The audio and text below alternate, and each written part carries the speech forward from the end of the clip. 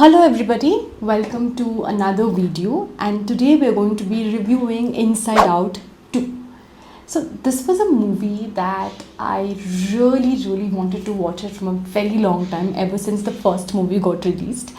And I almost waited for a week after the release and watched this with my team, and it was an amazing ride because it really captured a lot of things that we discuss in therapy very accurately, which is very rare for any movie to capture it, by the way. So I think that was done very nicely.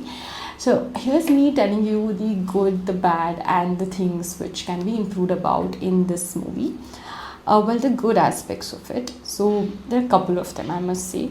So we'll start off with the emotions. How the portrayal of each of them was amazing. So when we pick joy, for instance, so in the first movie it was all about how it's important to be happy or to gather happy moments, and she was full of life, that innocence, and completely bubbly. But in this movie, we could see the other side of joy, wherein joy can also feel emotional, can feel sad, can be angry, can be weighed down by all the nagging around. And there was this one particular dialogue that stood out, which Joy said and got me thinking as well, was, as we grow up, joy becomes less important, or we don't really have a lot of joy in our life. Which is kind of true, because we are always focused on our assignments, our tasks, our work, pleasing other people, relationships, and so on. Sometimes we forget to add in the joy or happiness aspect in our life, and I think that was really beautifully told by Joy. Then when we look at anger, I think that was very interesting to see another layer that was being shown as to how anger is not always about being unhelpful or breaking things, or having that fire erupting. Anger can also be pretty helpful, sympathetic, and can really understand you. So there was this one particular scene wherein anger was so empathetic and actually explained to Joy a lot of things about life, and how it's okay to not be so hard on yourself.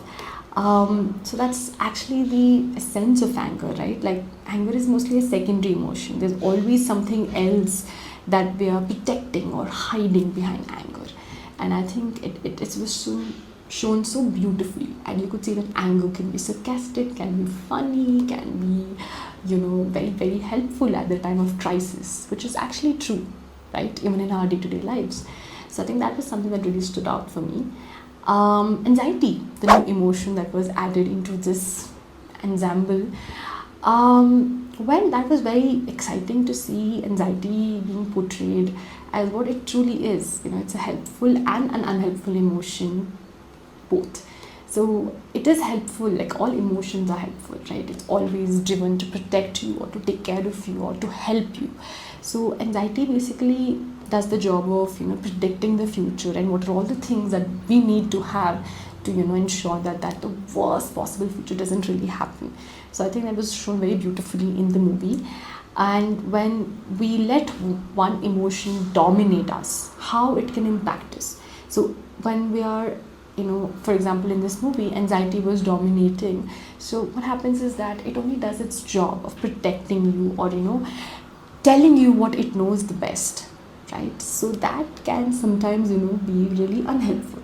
So the fact that all emotions need to work together, and we need to balance all emotions, is very nicely captured in this movie. Because if you let one emotion dominate, what happens is that it leads to a cascading or ripple effect in one's life. So I think that was being shown very well in the movie. So there's one particular scene, especially towards the end, anxiety is all about, okay, something is going to happen, this is going to go wrong, and Joy says that, okay, all of those things are going to happen in the future, but let's focus on what is happening right now. Tell us what's the problem. And anxiety says, and they work on that problem. So I think that was something that was very beautifully captured, saying how anxiety can be helpful to you as well. It's not always an unhelpful emotion. So any emotion, when you let it dominate, that's when it becomes unhelpful, right? So I think that was beautifully captured. Embarrassment, that was kind of so nicely captured, I would say, the best captured. So we feel embarrassed when they're put at a spotlight, or we do something wrong, or something that's not acceptable, or feel, or when we feel shy, right? So basically, embarrassment makes you be more empathetic to another person, right? I mean, it helps you to look at the other person with more kind of lens and help them out. So that's what embarrassment did in the entire film. It helped sadness, it helped joy, it helped anxiety. So I think that was something that was beautifully captured in the movie. Lastly, laziness. The the emotion which I think all of us have at some point of time. I like how there's this French characterization for laziness, and the console in the phone. I think that was so beautifully imagined, I must say. And it's a subtle, sarcastic move, saying that all of us, if we use our phones a lot, or we spend a lot of time in our phones, we will definitely be lazy. So I think that was beautifully captured. So I think overall the emotions as a whole were portrayed well. A few other good things that I liked is the belief, how that's what makes us who we are. It helps us in taking decisions, it helps us in the way in which we speak to ourselves and how we react to different situations. I think that was beautifully captured. And the password protection was, I think, the icing on the cake, which basically says that not everything that we say needs to become our belief. There are only few things that goes into our core belief system, right? So I think that was something very nicely captured. And the entire concept of sense of self, the words that we say to ourselves, the thoughts that we feed ourselves, basically helps us to make decisions. So if you're going to feed yourself with harsh thoughts, then you're going to be very harsh on yourself, and the way you make decisions are going to be affected by it. If you're more balanced in nature, then your decision making is much more better, right? So I think that was captured very well.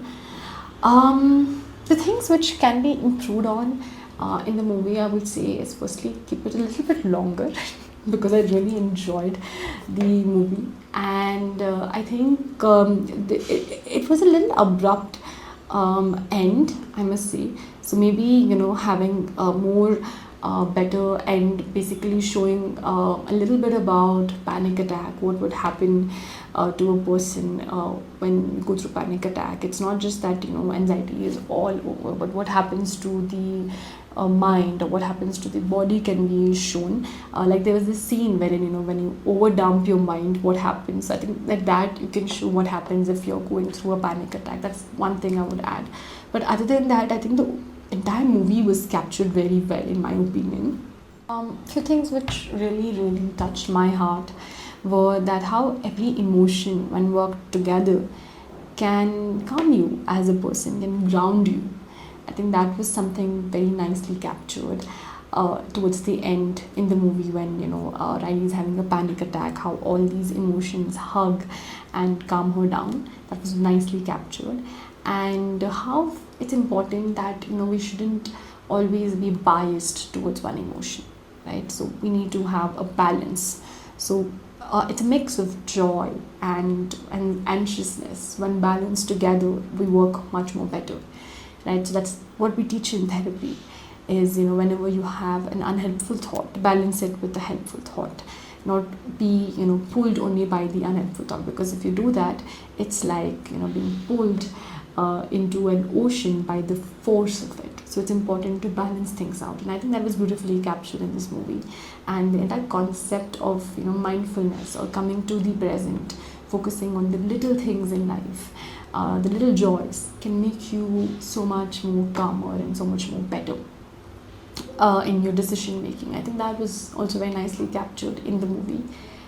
And the things that can be improved on in the movie, I would say, is to add let the movie be a little bit longer, because I really wished it was a bit more longer, and adding more emotions to the ensemble can be something that can really help people understand, because often psychology or mental health is considered to be boring or not very helpful to a lot of people, and when you portray it in an animated form like this, I think it can really help a lot of them. And I think I'm just a little bit greedy. I wanted more of time for this movie. Other than that, I think it was very nicely captured. Maybe a little more time can be given for nostalgia, because that was something that really was nice. And maybe, adding in a little bit of, the adult Riley can also be added to the movie. Maybe Inside Out 3 can be done. Also, I think a little bit on adults, like the mother of Riley or father of Riley. What are they thinking? That could be given more of footage as well. And I don't have a lot of bad things or things that can be added in the movie, because I genuinely loved it. And so I don't have that many things to add, because whatever was there in the movie was captured very well. It was accurate, to the point. Research was done well. Other than that, I think maybe a little bit on how these thoughts are created can be added, because there were instances wherein the emotions are there, but what about the thought angles? From where are thoughts coming from? So I think that can be a good addition to this entire movie. Other than that, it was great. So if at all you have not watched the movie, please do go watch it. And I must have given a couple of spoilers. I'm very sorry about it. So don't forget to subscribe to my channel, as more interesting content are going to come on the way. So if you love the video, hit the like button, share it with your friends, and don't forget to subscribe to my channel. Thank you so much for watching.